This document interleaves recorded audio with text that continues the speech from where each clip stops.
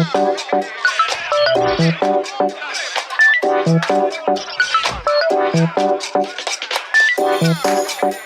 Alan, and this is Hash Time. We find some of the most affordable and sometimes underrated games, and we test them out so that you know what you're getting into. Before we get started, check the link in the description below and check out our free esports magazine, Crowd Control Esports. Also, be sure to like, subscribe, and click the notification bell so you know when we post our episodes. In this episode, we've got Neon Abyss from Team 17 Productions and developer Vivu. Now, Team 17, they produce Overcooked, and they also produce Moving Out. Now, Neon Abyss is on all platforms, but today we're going to be playing the Xbox One version. And just so you know, this game is part of the Game Pass bundle, so it's a super cool way to try out a bunch of new games for like a super low price, so give it a shot. We'll be rating the game out of a possible 100 points, spread out among storyline, visuals, gameplay, sound design, and multiplayer if it has any. Neon Abyss doesn't have multiplayer, so we'll just be rating it out of the other few.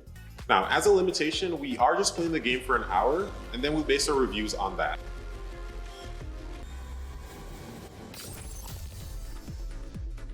Already, the sound design on this game is amazing.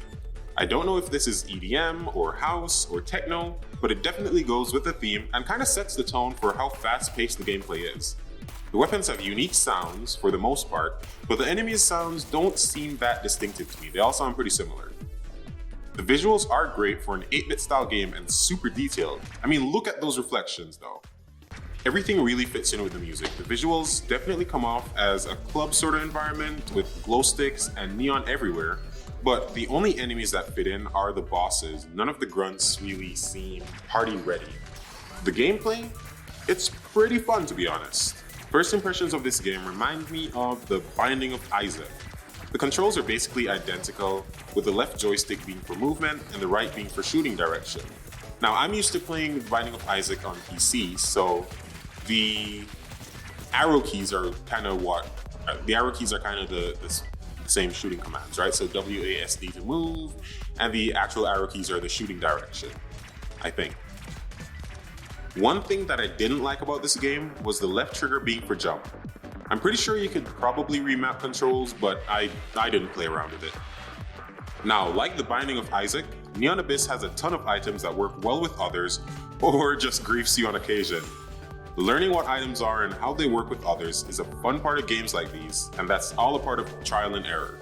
Now, the dungeons in this game are randomly generated with each run, but there is the option to use a seed from a previous game to play the exact dungeon again, but you won't unlock achievements. Now, there are a number of characters you can choose from, and I think each has different perks, but I've only played the first two. The weapons are pretty interesting, but I was kind of bummed that after the tutorial, weapons were harder to get. There doesn't seem to be a storyline with this game, even though the opening cinematic seems to suggest some sort of overarching story. The bosses have no information really, no backstory, and it seems like the club you respawn in doesn't really mean anything except to tie the theme together. So out of 100 points, I would give Neon Abyss 84. The visuals were stunning, the sound design was amazing, the gameplay was pretty fluid, but there were some parts where I think it could tweak and do a little bit better. The sound design of the grunts, the visuals of the grunts, but overall, the game was an amazing game and you should definitely give it a try. As I said, it is on all platforms. It's on the Switch, it's on PC, it's on PS4, it's on Xbox. We played the Xbox version, and I'm pretty sure you'd have fun playing any version that's out there. If you have a game that you want us to review, be sure to drop it in the comments below, and don't forget to like, subscribe, and get notified for our channel. And also share it. I'm Alan, and we'll see you next time on Hash Time.